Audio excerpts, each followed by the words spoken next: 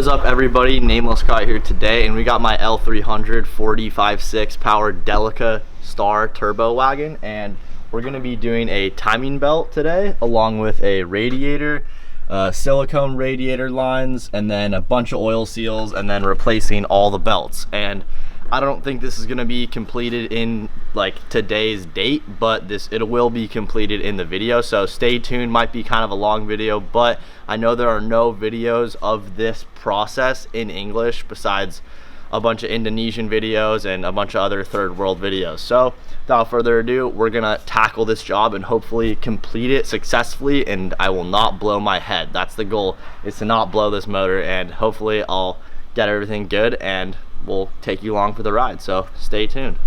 We're gonna tackle the radiator first, just because I am replacing it because there's some cracks in it, even though it seems like a new radiator, which is odd. Zev can show you, I actually got a brand new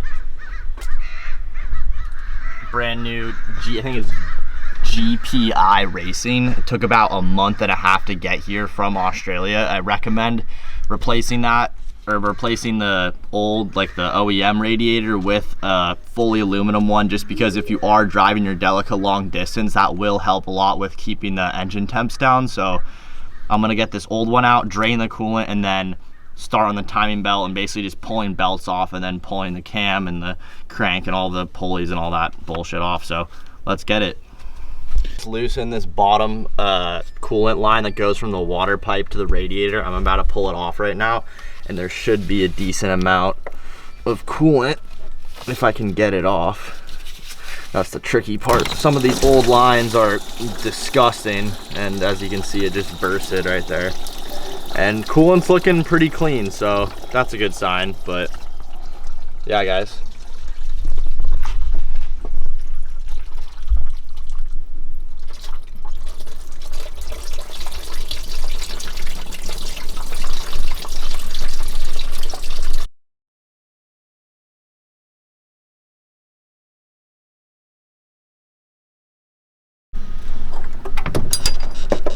Don't drop that.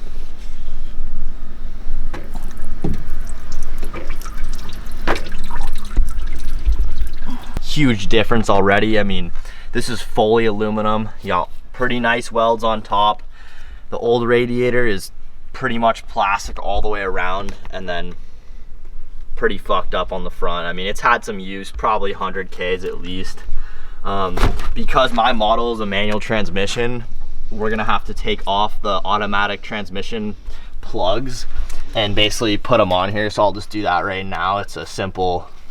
So radiator's out, as you guys would have just seen, and now I'm taking off the water pump pulley, which holds the alternator belt in.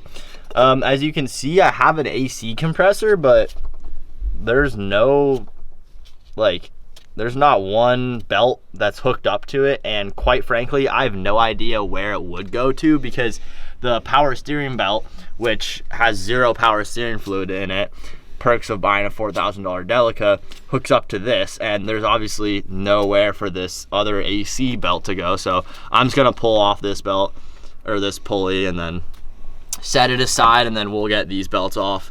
Yeah, cool beans.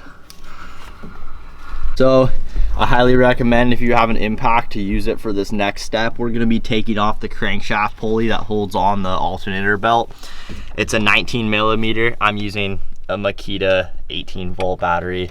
Hopefully it comes off. This can be a tricky bolt. Yeah, that's fucking on there. All right, we're gonna need to go extendo breaker bar, because that's not doing it.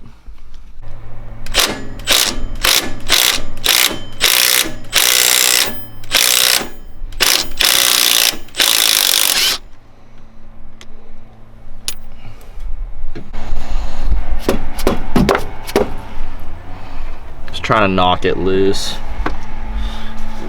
not wanting to come off. Oh my lord, that's gonna be a bitch. I'm gonna get that pry bar. All right, we kind of ran into a problem, but we're making waves here. So I got a wheel bearing extractor, aka 3-prong extractor. You can find these at Harbor Freight or local auto parts store, as a lot of YouTube videos like to say.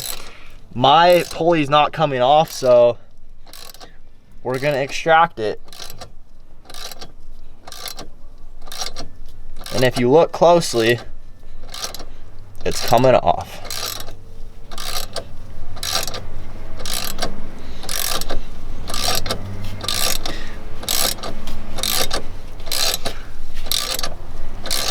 Fucked up Delica.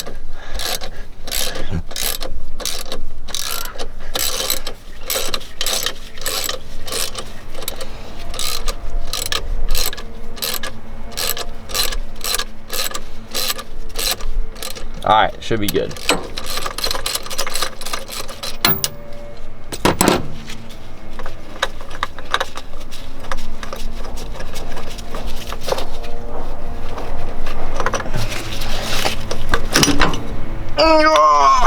Damn, that's heavy as shit. Hard life being a diesel mechanic, you know? So previous owner said that there was a bunch of oil leaks, and just to give you guys some perspective here, this is inside the crank pulley. That's just what I wiped off with my finger. We haven't even pulled off the lower timing belt cover, but yeah. It's fine.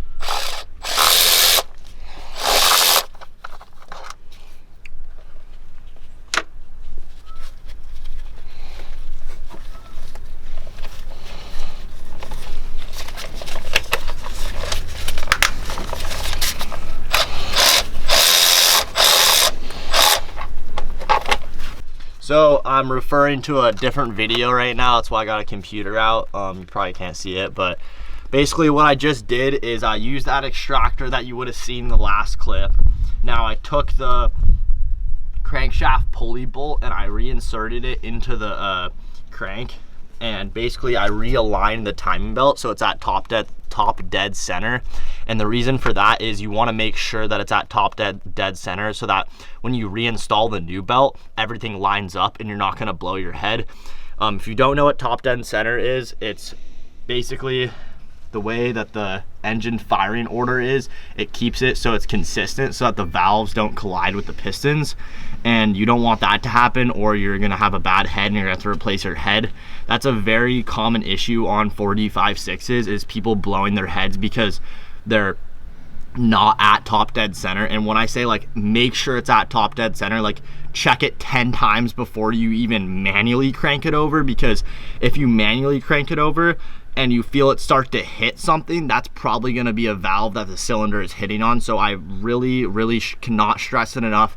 Double, triple, quadruple, octo check that thing and make sure it's at top dead center. So we're going to continue with the video, and I'm going to get this belt off right now. Don't ask me why I'm using the power ratchet, but I just am. You're going to want to loosen the two tensioner bolts just a little bit. Don't back them out all the way, but just give them a little loosen. Then you're going to take a pry bar and you're going to pry the tensioner back. So see how the belt's loosening? You're going to pry the tensioner back, and then you're going to take it. Luckily for me, I just have the power ratchet, so I don't need to do it manually. Then just tighten it back up. And just like that, your belt is loose.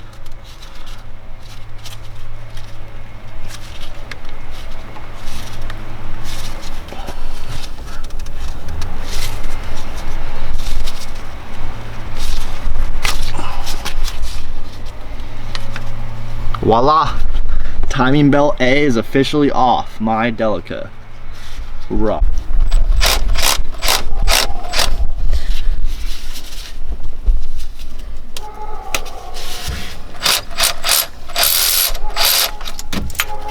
Coming clutch, Harbor Freight to the moon, boys. Fuck! Dude. God damn it, bro. Sucker, dude. Alright, now we gotta flip these around.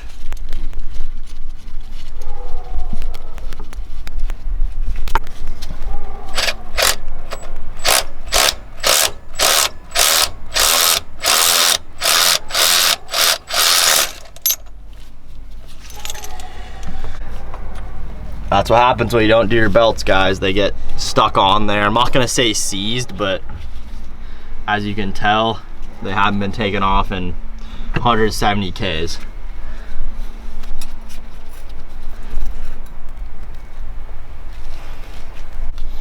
All right, so basically it's just a 12mm bolt. You loosen that up, and then you loosen the tensioner spring, and you're gonna wanna take like a pry bar and pry it up so it loosens, and then you tighten it in the loosened position, and then that way it frees up the tensioner, and you kind of just pull the belt off like that and then take it off. And like that, there you go. Both timing belts are off the Delica. Just like that. Just degreasing away, cleaning everything up, you know, because we want our stuff to last. And at already 274,000 miles, this engine's looking definitely pretty tired, but she still pulls, and she got me home from Canada, so I'm just gonna treat her nicely, and hopefully she'll treat me nicely. So next on the list, after doing a bit of cleaning on the front end of the motor, I'm gonna be installing the crankshaft oil seal. Now, before you install this, you're gonna wanna lubricate it with some 1540 Rotella. If you can get Rotella, I recommend that for these motors and just most diesels in general. This is AH2554F. That's the name of the seal. It's a Mitsubishi part. So yeah, I'm gonna put some oil on this and then install it.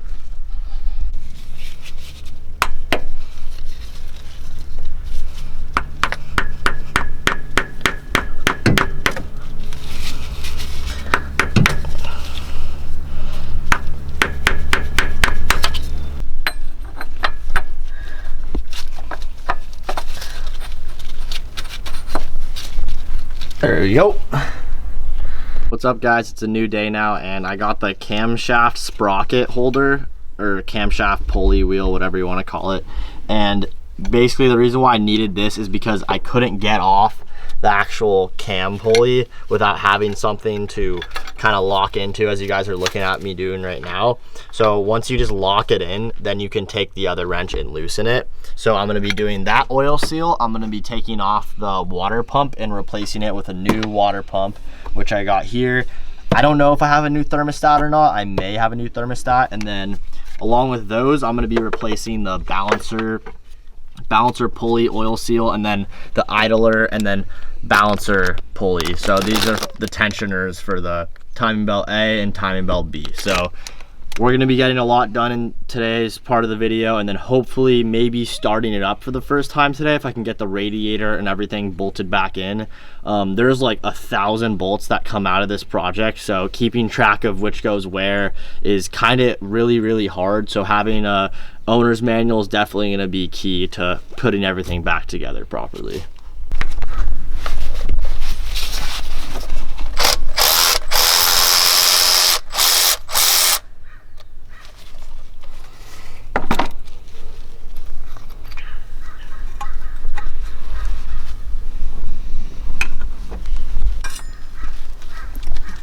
Bracket is out, and now we can take the water pump off, so let's get it.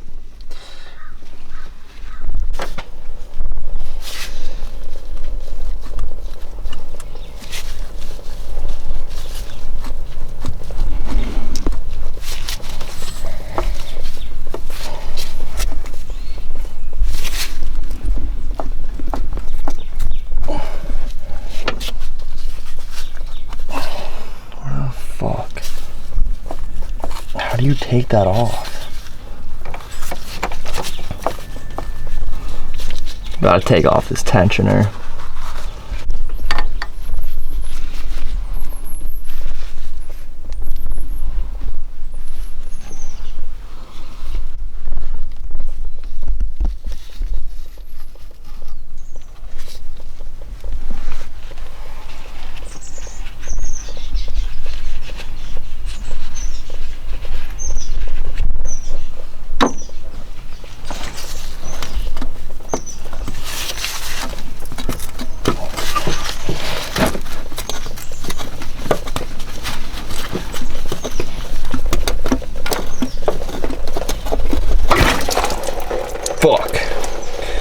280,000 mile fucking 280,000 kilometer water pump right there, ladies and gentlemen, boys and girls.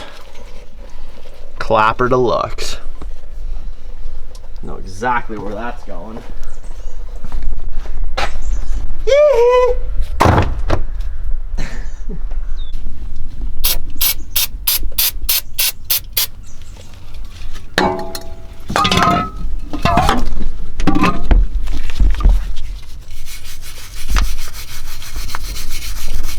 Just scraping off the old water pump gasket right now. As you can see, there's some leftovers from the old gasket. Just trying to make the mating surface clean for when I put on the new pump.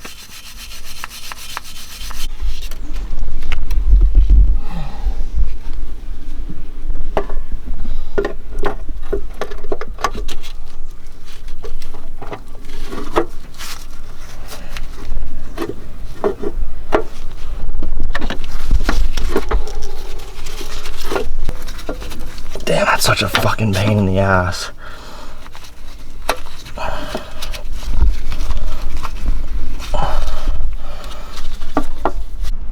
So this is my setup to get off the balancer like pulley that's next to the diesel pump. Is I basically took the old belt and then I took a channel lock and I'm using that to hold it in place while I attempt to loosen it. So I'm gonna give that a try right now and I'll catch back in with you guys in a second and let you know how that went.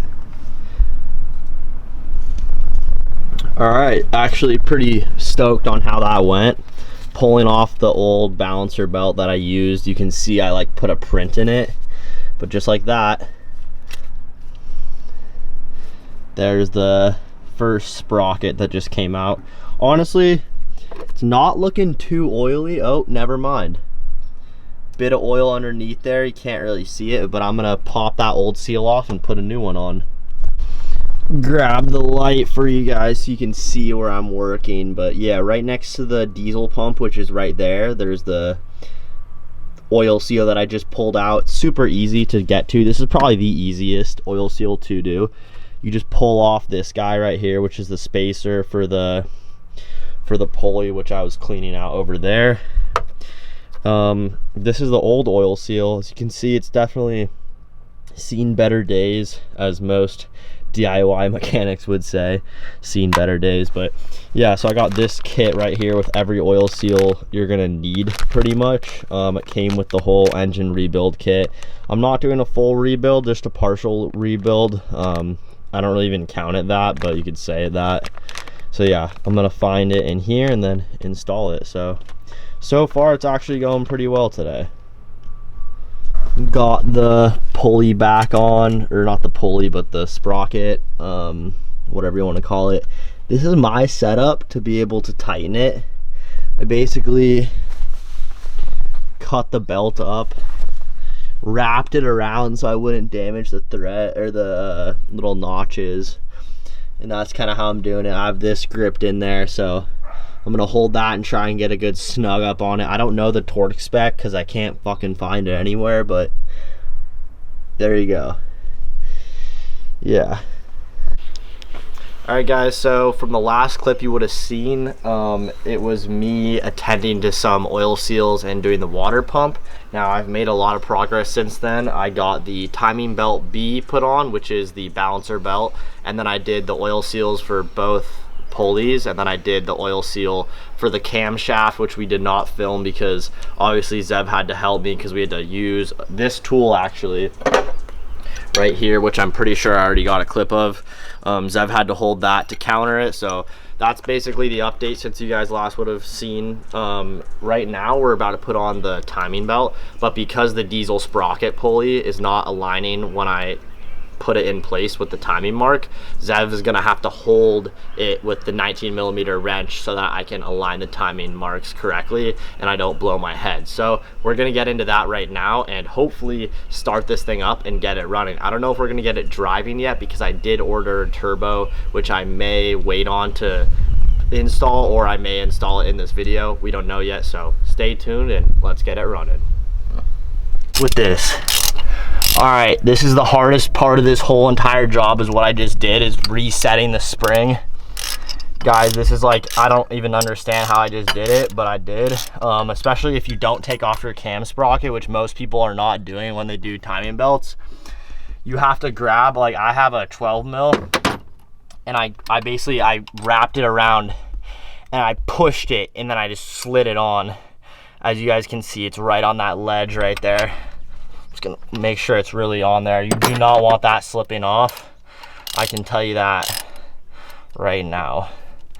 All right, so I'm gonna loosen this up like a couple turns. You don't, like, just a little bit. And then I'm gonna loosen this over here. And then I'm gonna take your flathead and you're gonna basically pry it back. All right, so I got this section good. As you can see, I finally got that spring on. I had to battle it a little bit more, but Zev is gonna help me now by holding the diesel sprocket, which is right there on the end, with that 19 mil, and then I'm gonna line up the time belt and then get it started.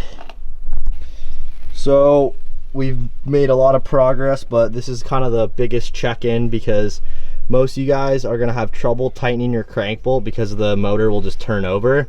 But we have this big 18-inch pipe wrench that we just clamped onto it, as you can see, and Zev tightened it while I held it, and it torqued over to 136 foot-pounds. So I think that's 186 Newton meters. So we're gonna get this thing buttoned up and put the radiator on and fill it up with coolant and take it for a drive. Long overdue.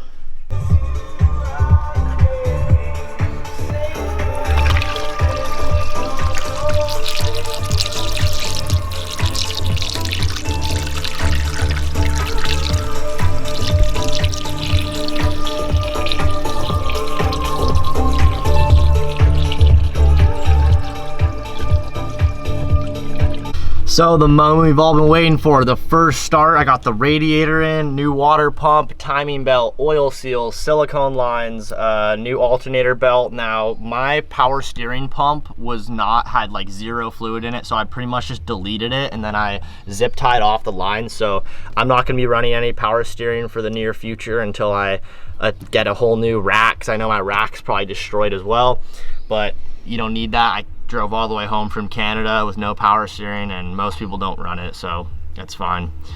Let's get it. First start, boys. Topped off with coolant, oil's good. Let's hope she goes. Moment of truth.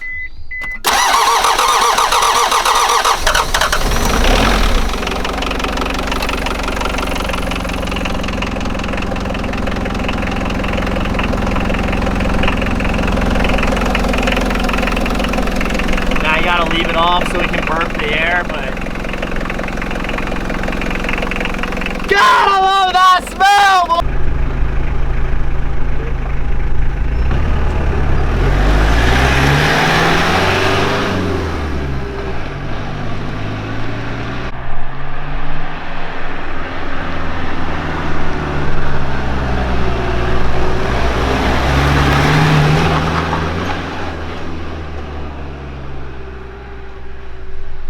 So guys, we finished up the install, and so far the Delica has been driving great. We took it on a pretty big mission out in kind of more the coastal region of where we live, and it handled great. Did not overheat with the new radiator, which is good. I mean, I kind of assumed that, considering it's a dual core full aluminum radiator. A couple of things that I need to adjust is it seems to be idling about 200 RPM higher, which isn't a big deal. Obviously it's a 90s van from Japan, so that's not a huge issue, but I think because I redid the timing, it's idling a tiny bit higher. I could retard the fuel pump, which could help, but I figured I'll just adjust the idle screw later and call it a day on that. But other than that, the install went great. Like I said, no issues. The AC, or I did delete the power steering, which I don't know if we got a clip of that, because my power steering pump pretty much was destroyed because it had no fluid in it.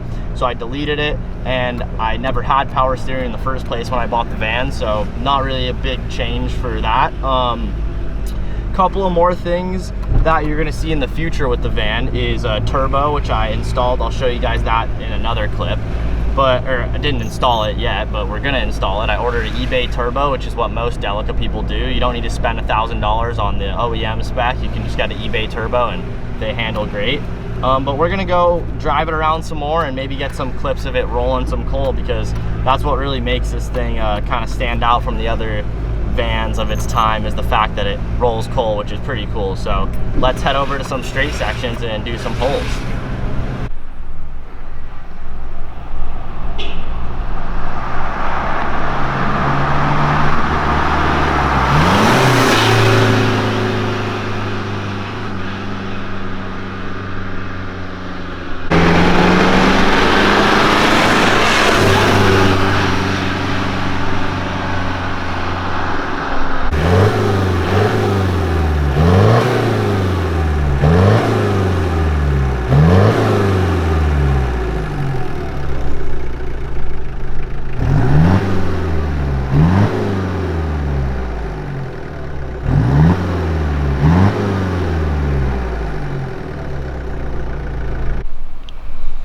This is my eBay TD04 turbo. I'll leave the link to this turbo. That's actually Friday Parts, not eBay. I'll leave the link to this turbo in the description if you guys want to purchase one. It's 200 bucks, and it should actually help the performance of this van. Now, I don't know if it's making peak boost because I haven't driven a Delica that is making peak boost, but once we install this turbo, we should know the differences between the old one and the new one. Now, my van has 275,000 kilometers on it, which is about like 170,000 miles or so. So could be a little blown. It also could be fine. There's a lot of oil caked on the top of the diaphragm, and we're gonna do an EGR delete and then maybe add a boost gauge and some other little doodads in there when we go to do this. So stay tuned for that video, but thank you guys for sticking around for the long video. This was filmed over like 3 or 4 months or something, so it was a long process, but we finally got the thing running and driving, which is awesome, and it makes my day and it makes everyone else's day around us better, because when you see this thing cruising down the road, you can't help but smile. So thank you for watching another Nameless Co video, and we'll catch you in the next one.